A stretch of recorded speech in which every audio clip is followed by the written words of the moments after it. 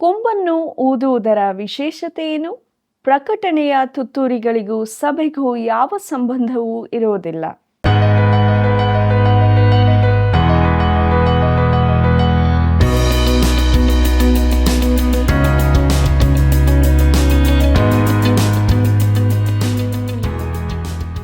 ಆತ್ಮೀಯ ಸ್ನೇಹಿತರೆ, ಸತ್ಯವೇದ ಅಧ್ಯಯನಕ್ಕೆ ಪ್ರೀತಿಯ ಸ್ವಾಗತ. ಕಾರ್ಯಕ್ರಮ ವೀಕ್ಷಿಸಿ ನೀವು ಮಾಡಿದ ಕರೆಗಳಿಗಾಗಿ ಪ್ರೀತಿಪೂರ್ವಕವಾದ ಕೃತಜ್ಞತೆಗಳು. ಪ್ರಿಯರೇ, ಕೊಂಬನ್ನು ಊದುವುದು, ತುತ್ತೂರಿಗಳ ವಿಶೇಷತೆ ಏನು? ಯೆಹೋವನ ದಿನ ಮತ್ತು ಮಿಡತೆಗಳ ಬಗ್ಗೆ ಯೋವೇಲನು ಹೇಳಿದ್ದೇನು?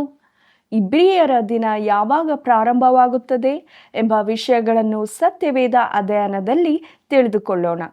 ಆತ್ಮದಲ್ಲಿ ಬಲ ಹೊಂದೋಣ. ಬನ್ನಿರಿ, ನಮ್ಮ ಅಧ್ಯಯನವನ್ನು ಪ್ರಾರಂಭಿಸೋಣ. ನನ್ನ ಪಾಲು ಪಾನವು ಯೆಹೋವನೇ, ನೀನೇ ನನ್ನ ಸ್ವಾಸ್ಥ್ಯವನ್ನು ಭದ್ರಗೊಳಿಸುತ್ತಿ. ಕೀರ್ತನೆಗಳು 16:5. ಕರ್ತನಲ್ಲಿ ಪ್ರೀತಿಯುಳ್ಳ ಸಹೋದರ ಸಹೋದರಿಯರೇ, ನಮ್ಮ ರಕ್ಷಕನಾದ ಯೇಸು ಕ್ರಿಸ್ತನ ಅತೀ ಮಹಿಮೆಯ ನಾಮದಲ್ಲಿ ನಿಮ್ಮೆಲ್ಲರಿಗೂ ನನ್ನ ಹೃದಯಪೂರ್ವಕವಾದ ಪ್ರೀತಿಯ ವಂದನೆಗಳು. ದೇವರ ಪರಿಶುದ್ಧವುಳ್ಳ ನಾಮಕ್ಕೆ ಅನಂತ ಸ್ತೋತ್ರವನ್ನು ಸಲ್ಲಿಸೋಣ. ಆತನ ಮಹಾಕೃಪೆಯಿಂದ ಆತನ ವಾಕ್ಯಗಳ ಅಧ್ಯಯನದಲ್ಲಿ ನಮ್ಮನ್ನು ಆತನು ಮುನ್ನಡೆಸಿದ್ದು ಮಾತ್ರವಲ್ಲದೆ ನಮಗೆ ಅದ್ಭುತವಾದ ಬಹು ಅಗತ್ಯವುಳ್ಳ ಸತ್ಯಗಳನ್ನು ತಿಳಿಯಪಡಿಸಿದ್ದಾನೆ. ನಾವು ಅದನ್ನು ಕೇಳಿಸಿಕೊಂಡು ನಮ್ಮ ಜೀವಿತಕ್ಕೆ ಅದನ್ನು ಅಳವಡಿಸಿಕೊಂಡು ಮುಂದೆ ಸಾಗುವುದಕ್ಕೆ ಆತನ ಸಹಾಯವನ್ನು ಬೇಡಿಕೊಳ್ಳುತ್ತಾ ನಮ್ಮ ಅಧ್ಯಯನದಲ್ಲಿ ಮುಂದೆ ಸಾಗುವಾಗ ಯೋವೇಲನ ಪ್ರವಾದನೆ ಗ್ರಂಥದ 2ನೇ ಅಧ್ಯಾಯದ ಧ್ಯಾನವನ್ನು ಪ್ರಾರಂಭಿಸೋಣ. ಪ್ರಿಯರೇ, ಇದರ ಮುಖ್ಯ ಪ್ರಸ್ತಾಪ ಕರ್ತನ ದಿನವನ್ನು ಮುನ್ನೋಡುವುದು, ದೇವರ ಬಿನ್ನಹ ಎಂಬುದಾಗಿದೆ. ಅಷ್ಟು ಮಾತ್ರವಲ್ಲದೆ ಬಿಡುಗಡೆಯ ವಾಗ್ದಾನ, ಪರಿಶುದ್ಧಾತ್ಮನ ವಾಗ್ದಾನ ಎಂಬ ವಿಚಾರದಲ್ಲಿ ಕೂಡ ನಾವು ಧ್ಯಾನ ಮಾಡಲಿಕ್ಕಿದ್ದೇವೆ. ಯೋವೇಲನ ಪ್ರವಾದನೆ ಗ್ರಂಥ 1ನೇ ಅಧ್ಯಾಯ 15ರಲ್ಲಿ ಆರಂಭವಾದ ಮುನ್ನುಡಿಯು ಈ ಅಧ್ಯಾಯದಲ್ಲಿಯೂ ಮುಂದುವರೆದಿದೆ. ಯೆಹೋವನ ದಿನದ ಪ್ರತೀಕ್ಷೆ ಎಂಬ ವಿಚಾರವನ್ನು ನೋಡೋಣ. ಪ್ರಿಯರೇ, ದೇವರು ದಾವೀದನಿಗೆ ಒಂದು ರಾಜ್ಯವನ್ನು ಕೊಡುವೆನೆಂದು ಹೇಳಿದ್ದನ್ನು ನಾವು ನೆನಪಿಗೆ ತರಬಹುದು. ಈ ಅದ್ಭುತವಾದ ಭವಿಷ್ಯದ ಈ ರಾಜ್ಯವು ದಾವೀದನ ನಂತರದ ಎಲ್ಲ ಪ್ರವಾದಿಗಳ ಗೀತೆಗಳ ಮುಖ್ಯ ಪ್ರಸ್ತಾಪವಾಗಿತ್ತು. ಈ 1000 ವರ್ಷಗಳ ಆಳ್ವಿಕೆಯು ಈ ಲೋಕದಲ್ಲಿ ಬರಲಿದೆ ಎಂಬುದೇ ಮುಖ್ಯ ಸಂದೇಶವಾಗಿತ್ತು. ಪ್ರಿಯರೇ, ಪ್ರವಾದಿಗಳ ಗ್ರಂಥಗಳನ್ನು ನಾವು ಓದುವಾಗ ಎಲ್ಲದರಲ್ಲೂ ಅವರು ಈ ರಾಜ್ಯಕ್ಕಾಗಿ ಮುನ್ನೋಡುವುದನ್ನು ಕಾಣುತ್ತೇವೆ. ಬರಹಗಾರ ಪ್ರವಾದಿಗಳಲ್ಲಿ ಮೊದಲನೆಯವನಾದ ಯೋವೇಲನು ಸ್ಪಷ್ಟಪಡಿಸುವುದೇನೆಂದರೆ, 1000 ವರ್ಷಗಳ ಆಳ್ವಿಕೆಯನ್ನೊಳಗೊಂಡ ಕರ್ತನ ದಿನವು ತುಂಬ ಸಂತಸದಿಂದ ತುಂಬಿರುವುದಲ್ಲವೆಂದು. ಈ 1000 ವರ್ಷಗಳ ಆಳ್ವಿಕೆಗಿಂತ ಮೊದಲು ಕರ್ತನಾದ ಯೇಸು ಈ ಲೋಕವನ್ನಾಳುವುದಕ್ಕಿಂತ ಮೊದಲು ಕರ್ತನಾದ ಯೇಸು ಮಹಾಸಂಕಟ ಕಾಲವೆಂದು ಕರೆದ ಸಮಯವು ಬರಲಿದೆ. ಚೆನ್ನಾಗಿ ನಾವು ಇದನ್ನು ನೆನಪಿನಲ್ಲಿಟ್ಟುಕೊಳ್ಳಬೇಕು ಪ್ರಿಯರೇ. 2ನೇ ಅಧ್ಯಾಯದಲ್ಲಿ ಇದನ್ನು ನಮಗೆ ಸ್ಪಷ್ಟಪಡಿಸಲಾಗಿದೆ. ಅದನ್ನು ನಾವು ತಿಳಿದುಕೊಳ್ಳೋಣ. ಯೋವೇಲನ ಪ್ರವಾದನೆ ಗ್ರಂಥ 2ನೇ ಅಧ್ಯಾಯ 1ನೇ ವಚನವನ್ನು ನನ್ನೊಂದಿಗೆ ಗಮನಿಸಿರಿ. ಚಿಯೋನಿನಲ್ಲಿ ಕೊಂಬುದಿರಿ, ನನ್ನ ಪರಿಶುದ್ಧ ಪರ್ವತದಲ್ಲಿ ದನಿಗೆಯಿರಿ, ಸಮಸ್ತ ದೇಶ ನಿವಾಸಿಗಳು ನಡುಗಳಿ, ಯೆಹೋವನ ದಿನವು ಬರುತ್ತಲಿದೆ, ಸಮೀಪಿಸಿತು ಎಂಬುದಾಗಿ. ಯೆಹೋವನ ದಿನವು ಬರುತ್ತಲಿದೆ ಎಂಬುದಾಗಿ ನೋಡುವಾಗ ಯೋವೇಲನು ಬರಹಗಾರ ಪ್ರವಾದಿಗಳಲ್ಲಿ ಮೊದಲನೆಯವನೆಂದು ಮತ್ತೊಮ್ಮೆ ನೆನಪಿಸುತ್ತೇನೆ. ಅವನು ಮುಂದಕ್ಕೆ ಶತಮಾನಗಳನ್ನು ದಾಟಿ ಯೆಹೋವನ ದಿನದ ಆಗಮನವನ್ನು ನೋಡುತ್ತಿದ್ದಾನೆ. ಅದು ಕತ್ತಲೆಯೊಂದಿಗೆ ಆರಂಭವಾಗುತ್ತದೆ. ಅಂದರೆ ಶಿಕ್ಷೆಯೊಡನೆ ಪ್ರಾರಂಭವಾಗಿ ಬಳಿಕ ಕ್ರಿಸ್ತನು ಈ ಲೋಕಕ್ಕೆ ಬಂದು ತನ್ನ ರಾಜ್ಯವನ್ನು ಸ್ಥಾಪಿಸುತ್ತಾನೆ. ಮಲಾಕಿಯನು ಆತನನ್ನು ದೇವರ ಧರ್ಮವೆಂಬ ಸೂರ್ಯನೆಂದು ಕರೆದಿದ್ದಾನೆ. ಆತನು ಸ್ವಸ್ಥತೆಯನ್ನುಂಟು ಮಾಡುವ ಕಿರಣಗಳುಳ್ಳವನಾಗಿ ಮೂಡುವನು. ಮಲಾಕಿಯನ ಪ್ರವಾದನೆ ಗ್ರಂಥ 4ನೇ ಅಧ್ಯಾಯ 2ನೇ ವಚನವನ್ನು ನೋಡಿರಿ.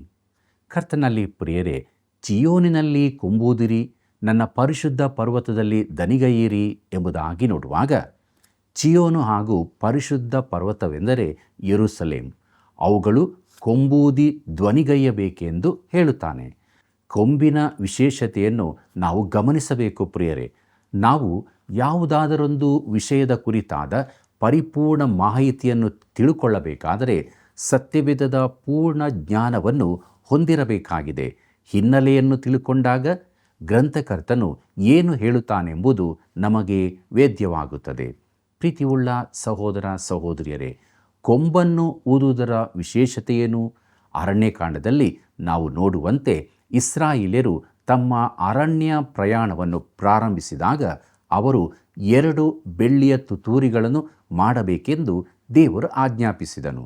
ದೇವರು ಮೋಶೆಗೆ ಆಜ್ಞಾಪಿಸಿದ್ದೇನೆಂದರೆ, ನೀನು ಬೆಳ್ಳಿಯ ತಗಡಿನಿಂದ 2 ತುತ್ತೂರಿಗಳನ್ನು ಮಾಡಿಸಬೇಕು.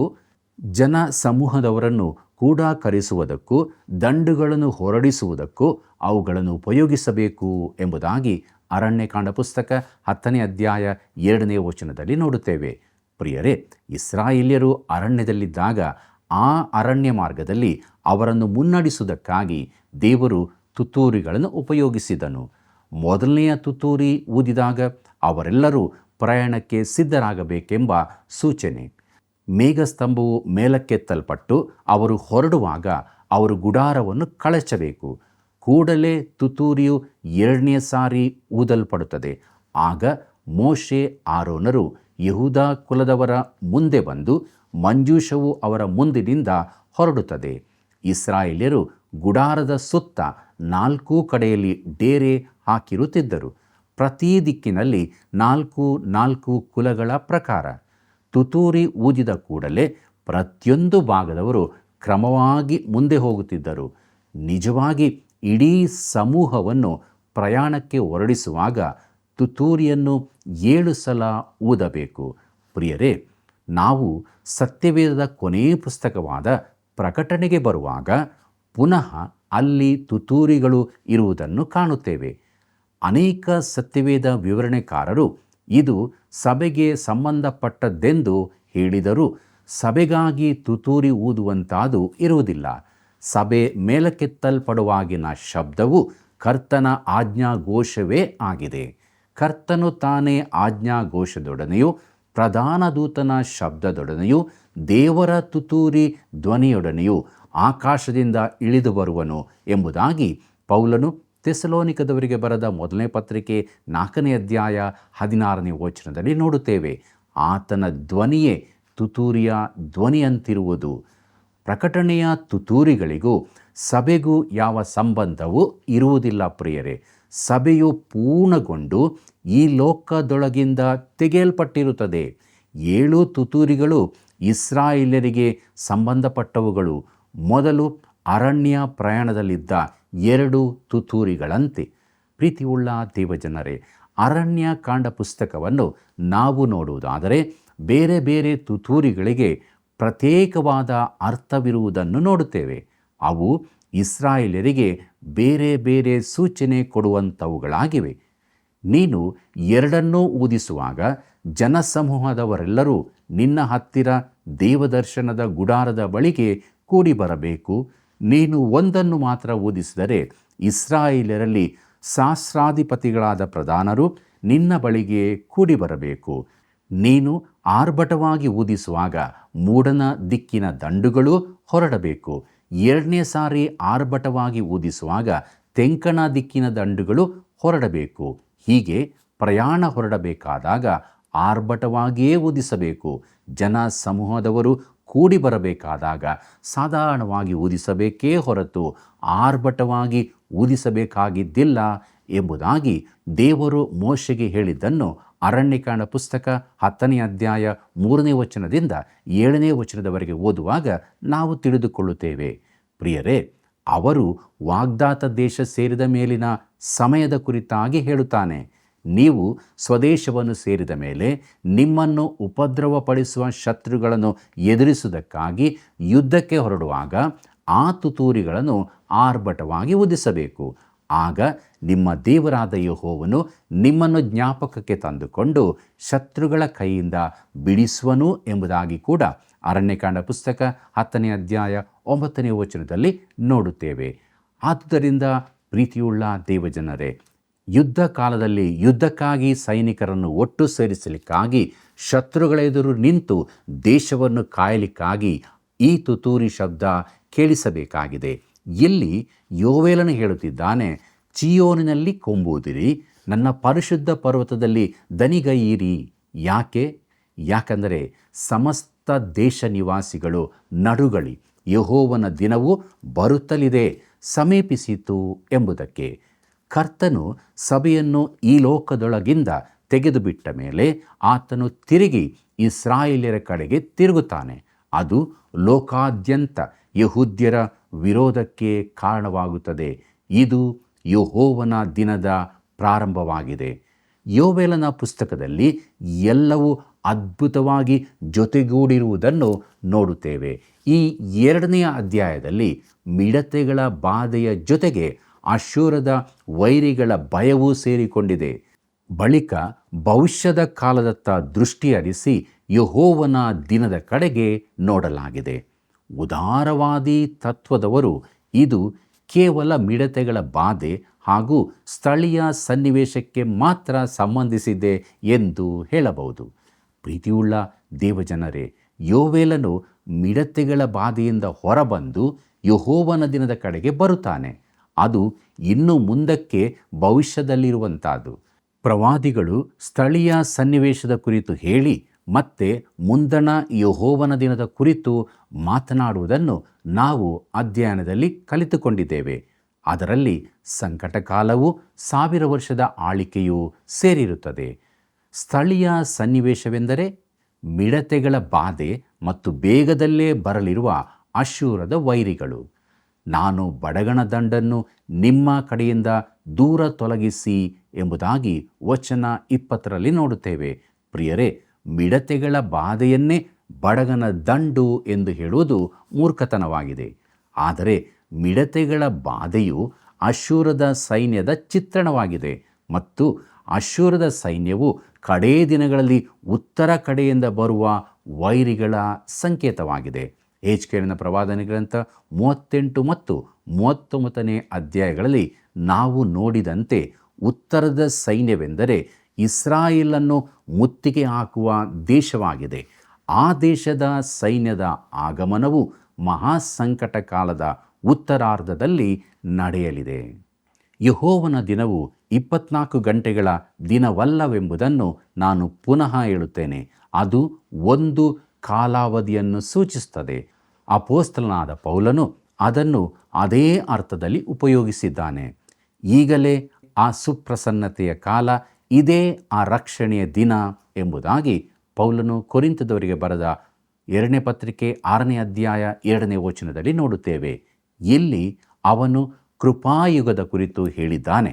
ಪ್ರಿಯರೇ, ಯೆಹೋವನ ದಿನಕ್ಕೂ ಭಾನುವಾರಕ್ಕೂ ವ್ಯತ್ಯಾಸವಿದೆ ಎಂಬುದನ್ನು ನಾನು ಪುನಃ ಹೇಳುತ್ತೇನೆ. ಭಾನುವಾರವು ವಾರದ ಮೊದಲ ದಿನವಾಗಿದೆ. ಎರಡೂ ಕೂಡ ಶಬ್ದಶಃ ಒಂದೇ ಆಗಿ ಕಂಡರೂ ಅವುಗಳ ವ್ಯವಸ್ಥೆಯಲ್ಲಿ ವ್ಯತ್ಯಾಸವಿದೆ.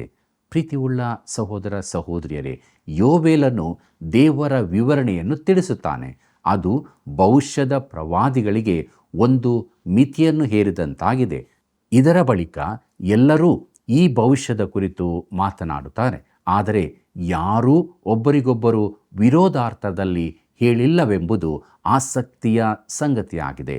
ಒಬ್ಬರು ಏನು ಪ್ರವಾದಿಸುತ್ತಿದ್ದಾರೆಂಬುದು ಇನ್ನೊಬ್ಬರಿಗೆ ತಿಳಿಯದಿದ್ದರೂ ಸಹ ಇದು ದೇವರ ಕಾರ್ಯವೇ ಆಗಿದೆ. ಪ್ರಿಯರೇ, ನಮ್ಮ ಧ್ಯಾನದಲ್ಲಿ ಮುಂದುವರಿಯುವಾಗ ಯೋವೇಲನ ಪ್ರವಾದನೆ ಗ್ರಂಥ 2ನೇ ಅಧ್ಯಾಯ 2ನೇ ವಚನವನ್ನು ನೋಡಿರಿ. ಅದು ಕತ್ತಲಿನ ಮೊಬ್ಬಿನ ದಿನ, ಕಾರ್ಮುಗಿಲ ಕಗ್ಗತ್ತಲ ದಿನ.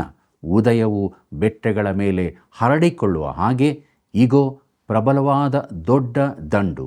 ಇಂಥದ್ದು ಹಿಂದೆಂದೂ ಬಂದಿಲ್ಲ, ಇನ್ನು ಮುಂದೆ ತಲತಲಾಂತರಗಳ ಬಹು ವರ್ಷಗಳಲ್ಲಿಯೂ ಬರುವುದಿಲ್ಲ ಎಂಬುದಾಗಿ.